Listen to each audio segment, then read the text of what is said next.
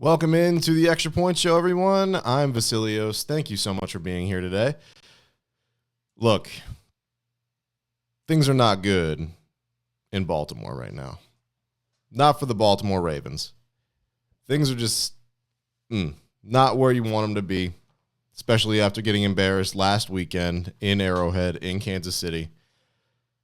It's incredibly frustrating right now as a fan.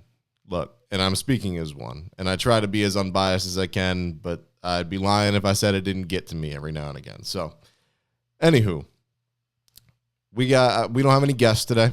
I am just flying solo, and we are going to just take it as it goes, have a little fun here, preview this matchup of two hysterically bad teams in the Ravens and the Texans. So, firstly, let's talk about what happened last week. Lamar Jackson goes down towards the end of the game. He's pulled from the game. I still have questions about that. I'm not gonna make any unfounded claims on the stream.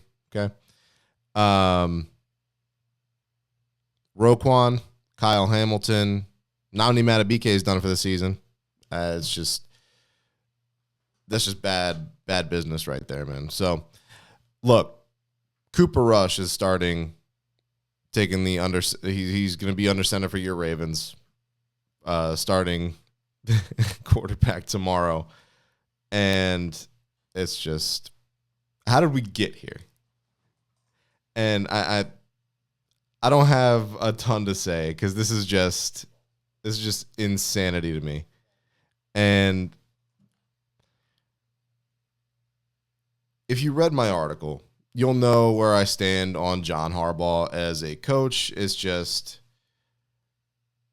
I'm not a fan. I've been saying it for years, and I wish things were just different. However, we got to roll with the punches. So it looks like tomorrow's matchup, it's a 1-3 versus 1-3. The Texans, as we're taking a look at what they got going on, and I am going to share my screen with you so you guys can see the stats with me here. Cool transitions. All right. So, yep, here we go. So let's take a gander at your Houston Texans and how they've been doing this season. So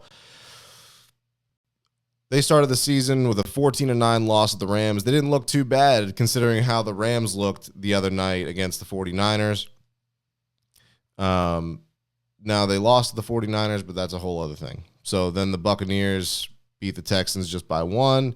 The Texans have been in like every game that they lost, which is more than I can say for your Baltimore Ravens. And then they came back and they won. They won 26-0 against the Titans last week. And, I mean, this is just, the Titans are a bad team too. And so these are just two teams that beat up on those bad teams.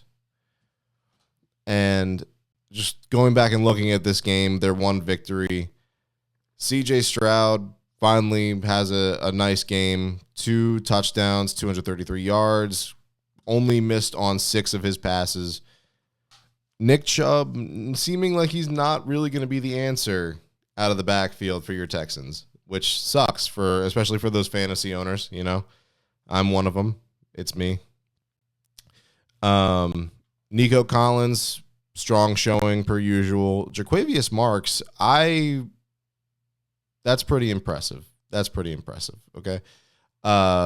So 119 total yards and 2 touchdowns. So Dalton Schultz, Jaden Higgins, the usual suspects. Christian Kirk, I know, has been disappointing a lot of folks since he ended up on the roster. There's not a lot of competition there receiver-wise, especially since Stephon Diggs left town for New England. Now, let's go ahead and take a look now at Texans stats on the season. We looked at their 1 win, but we'll see how things shake out for them if we get to their season stats page here. So, okay, 2025.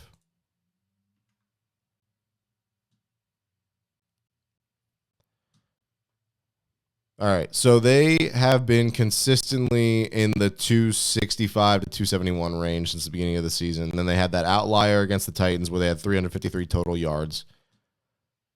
Rush yards, 2 times getting over 100 this season. That is awful. That 151 yards is just bad. And I know the Rams have a good defense, but good gravy. Come on, man. All right. So now, defense-wise, that's just, you have 2 games where your defense, 3 games where your defense gave up almost 300 yards, or 1 game where they did give up over 300 yards. 2 of them we almost had over 300 yards. Yeah, that's just, I don't know if the Ravens are going to even have the personnel to take advantage of something like this. Like, going to look at the rankings here, their offense is ranked for points for 29th in the league, 25th in total yards. And then their defense, they're number 1 in points and number 5 in yards. That's like these. I'm laughing right now out of just like disbelief that I think the Ravens could really lose to this team. This team. I am just going to have some fun here, and let's go to Cooper Rush, his page on Pro Football Reference. So, all right, here we've seen what he's done. He's been pretty dang good in relief. I will give him that, okay?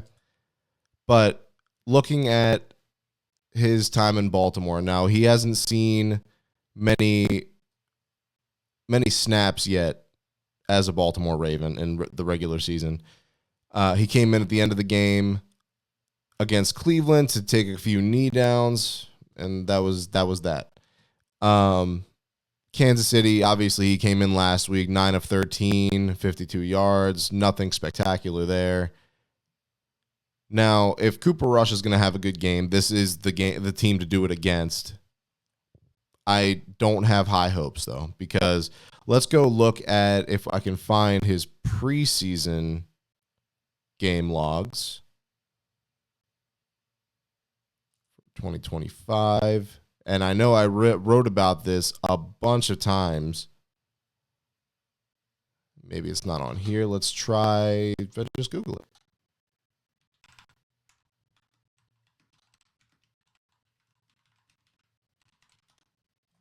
Okay. So,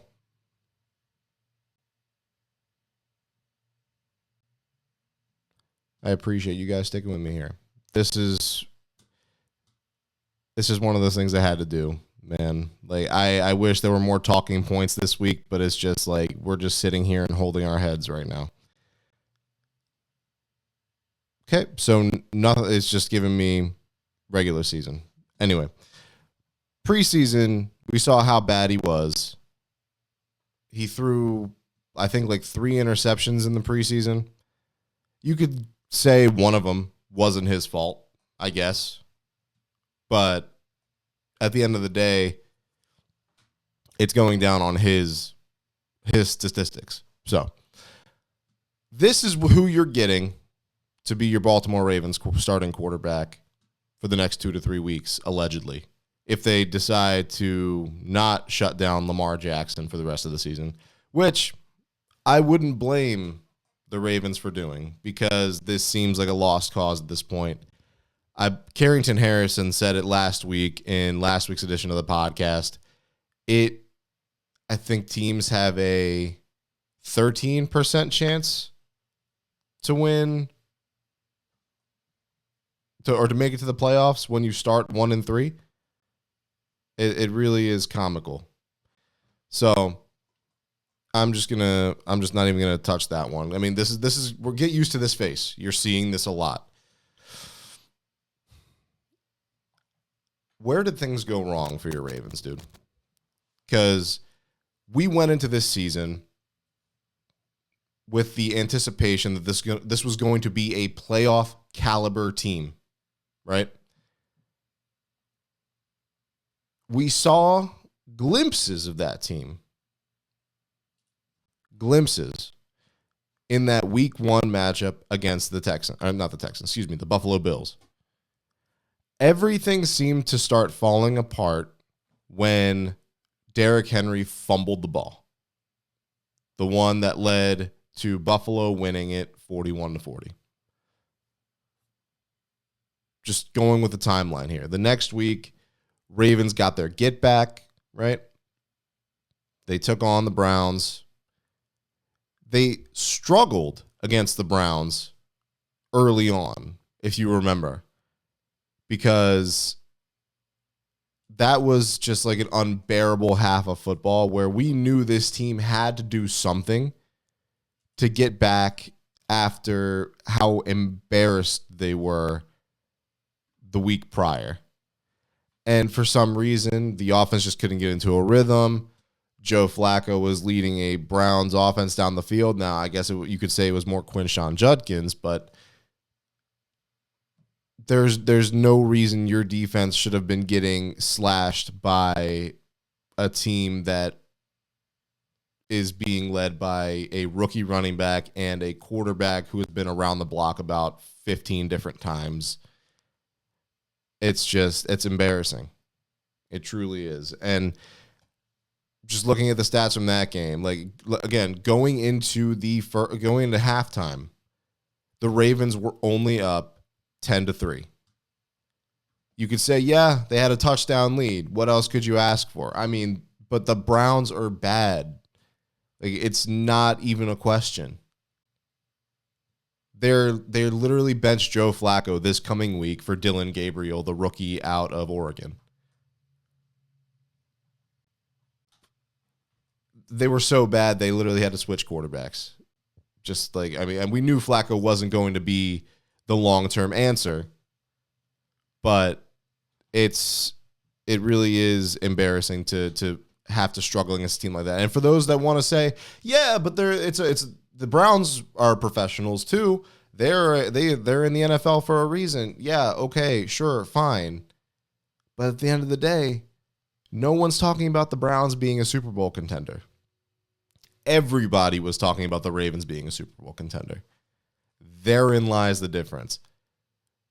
The separation between the two teams kind of showed in the second half. The game was not nearly as close as the final score makes it out to be.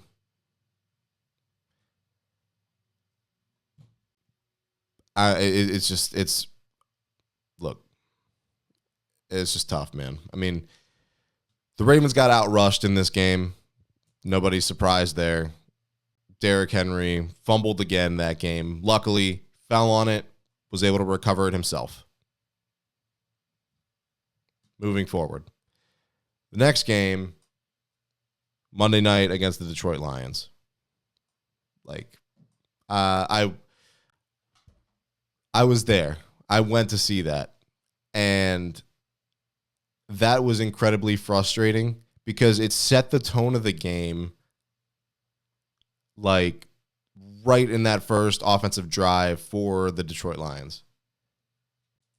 Jahmyr Gibbs and David Montgomery just down the field, just grinding away yards, taking up the time of possession in that first drive, culminating in a Jahmyr Gibbs touchdown run. This is the same David Montgomery, by the way, who had a couple of touchdowns in that same game, who had like one carry for 5 yards last week, by the way. Don't ask me how I know that. I just know I was going against him in fantasy. So that's the only reason I know that. Anyway, the final score ended up being 38-30.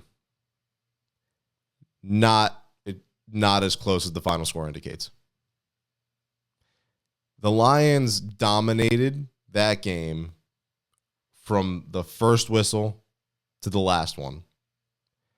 I think I have the time of possession here. The Lions had almost 7 minutes more of possession time than the Ravens did. So it was 33 minutes and 18 seconds to 26 minutes and 42 seconds. Doesn't sound like a lot, but a minute in the NFL is an eternity.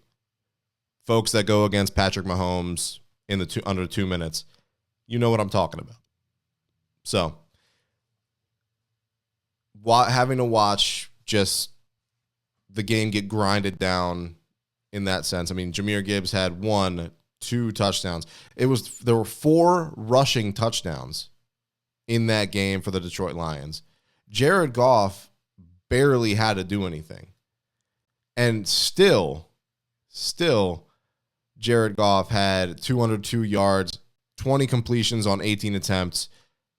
He had a passer rating of 103.6.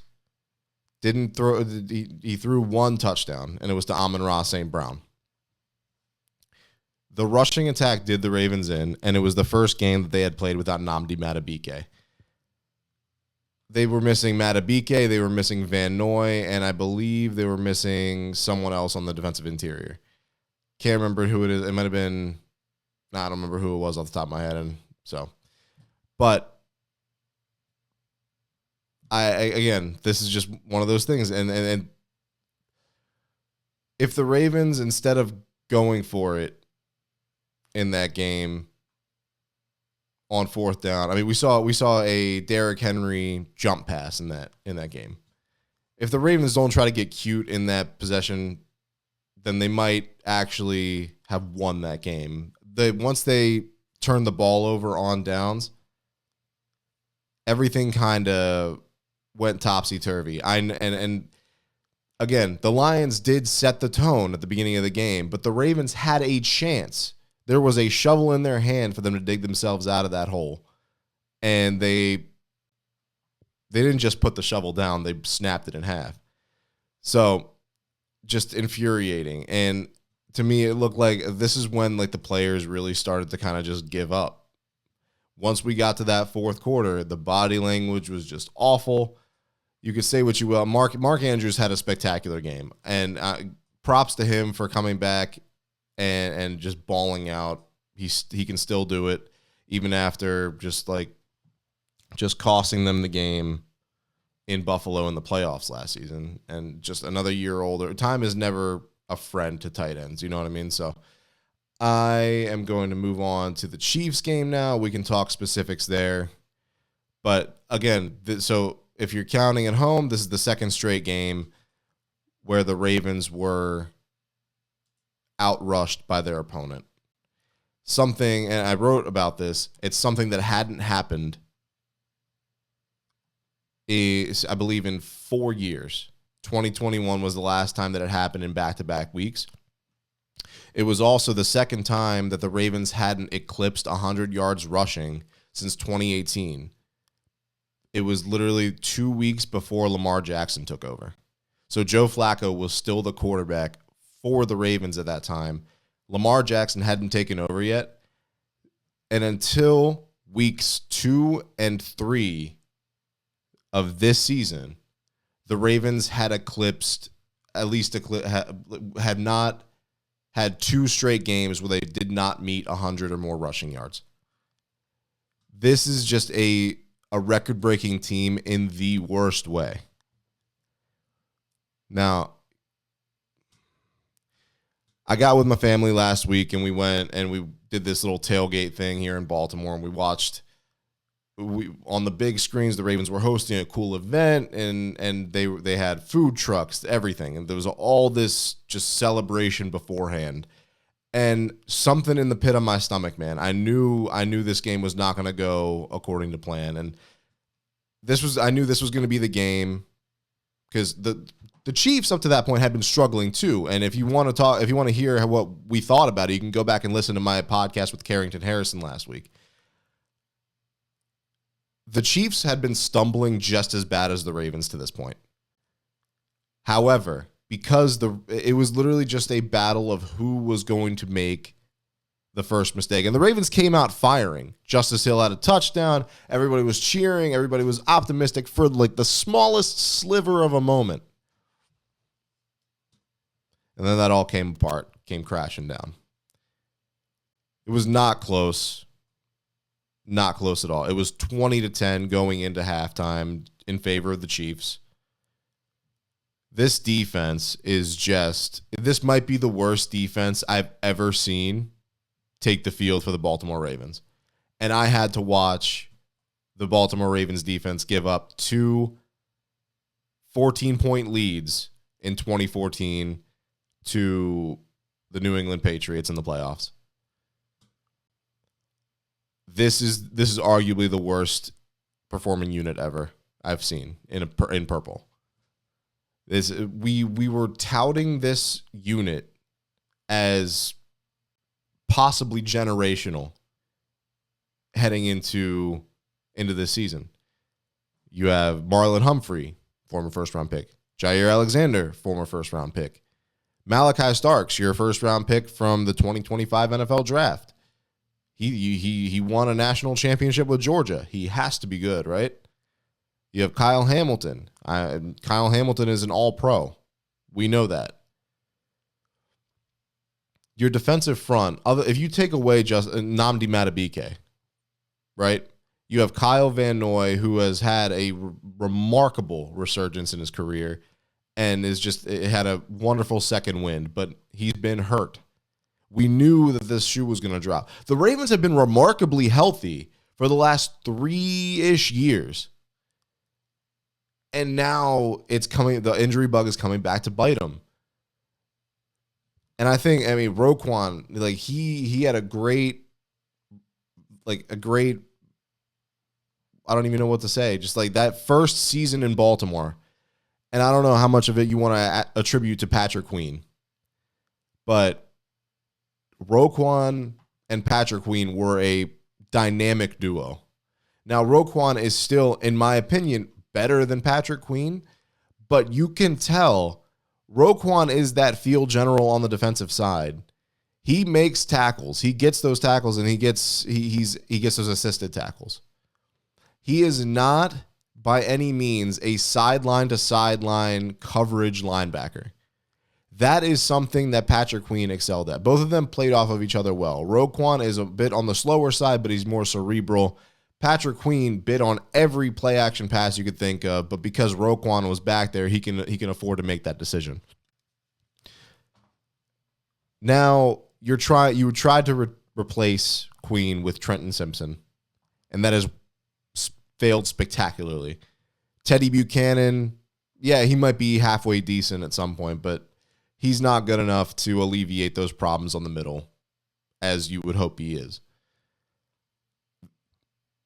Odafe Owe, good for rushing in a straight line down the field and trying to run around the offensive tackle. David Ojabo, wasted pick.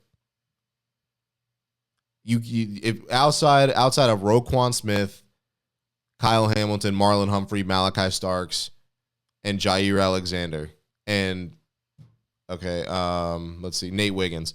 Can you name and Kyle Van Noy? I'm not able to start naming players on this defensive unit anymore because we don't know who the stars are going to be, especially with all these injuries. Everybody's hurt. We got nameless players making plays, and then we also are hearing about guys that are from the practice squad, from the kick and punt coverage teams. They're coming in and they have to play because of the lack of depth.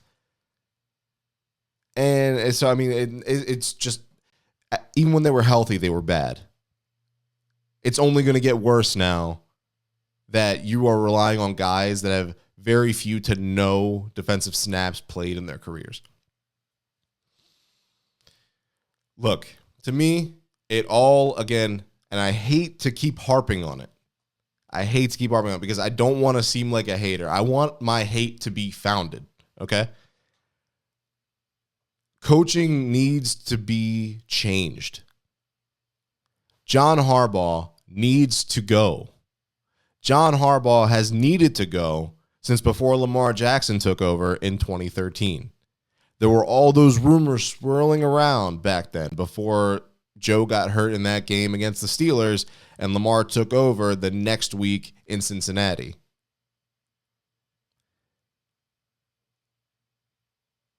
Lamar Jackson saved his job, and I've tweeted about this a bunch of times, and you can call me crazy, whatever.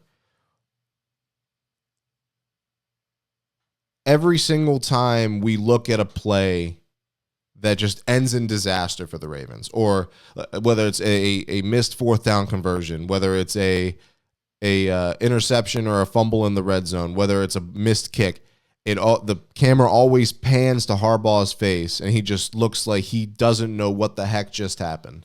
And that, look, everybody has their thing.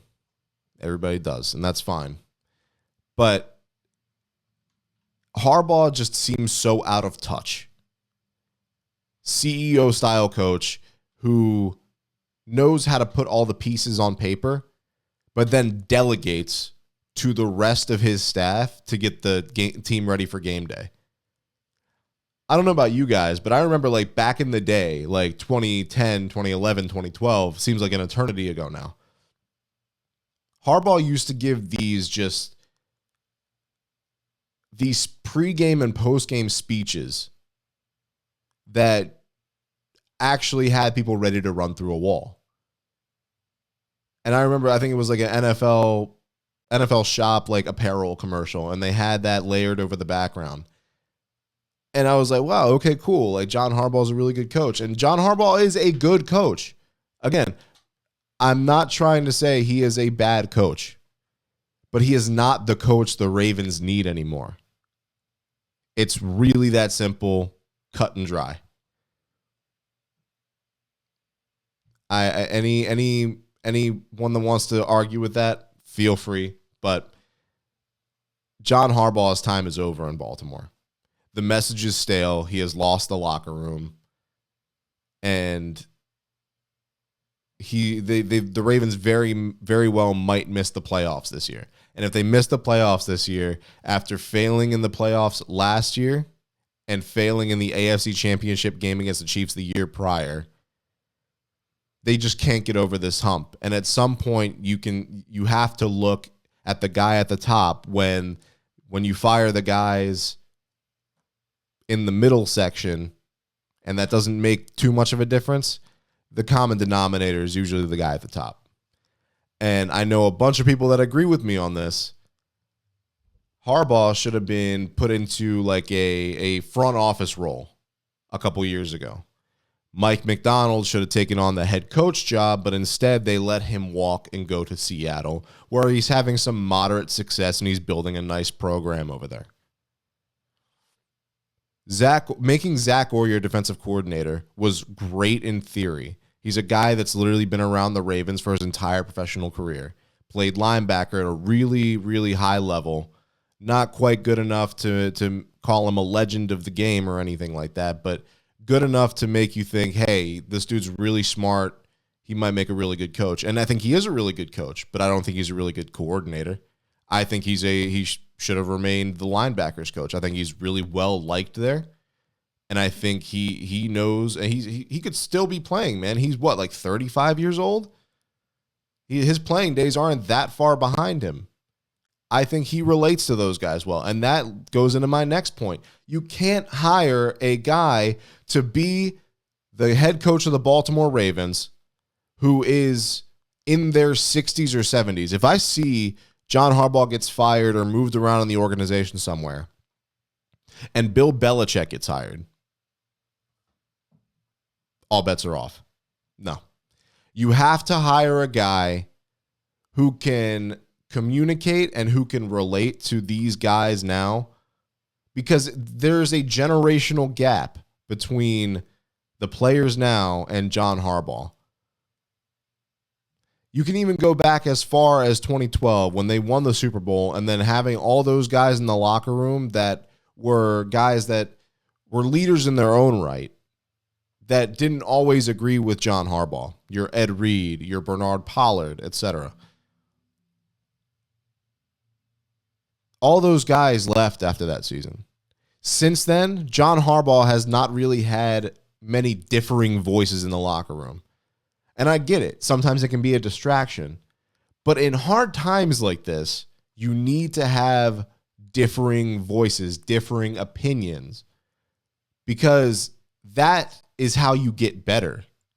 You don't get better by people telling you yes all the time. And I feel that's where the Ravens are right now. They are complacent.